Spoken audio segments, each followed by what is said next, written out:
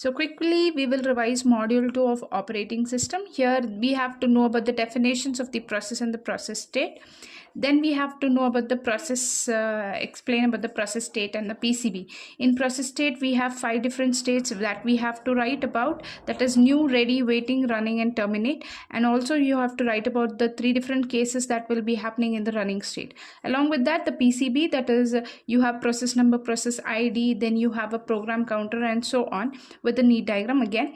Then about the context switching, you have to just write about how the context switch happens when the process is getting any interrupt and the OS has to change a CPU from its current task to run a kernel routine.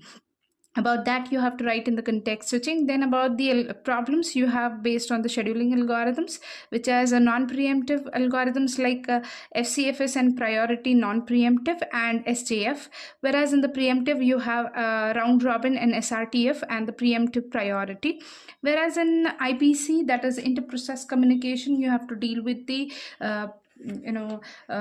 cooperating and independent processes with the message passing and the shared memory. Shared memory you can remember with an example like how you used to communicate between your friends in the classroom with the help of the page and the message that you have written in the book. Whereas in the message passing, the best example is your Facebook messengers or the Instagram messages. Whereas in the direct and in the indirect communication, it's nothing but it's related to the naming issues. Here in the direct you are just going to give the names of the process directly, whereas in the indirect you're going to communicate or send and receive the messages through the mailboxes.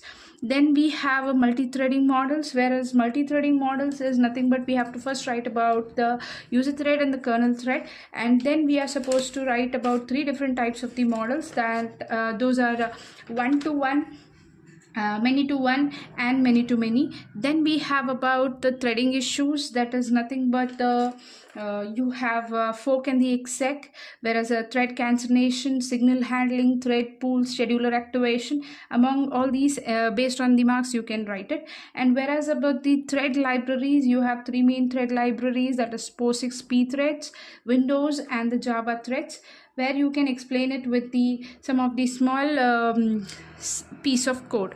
Thank you so much. Keep watching. Please do share and subscribe.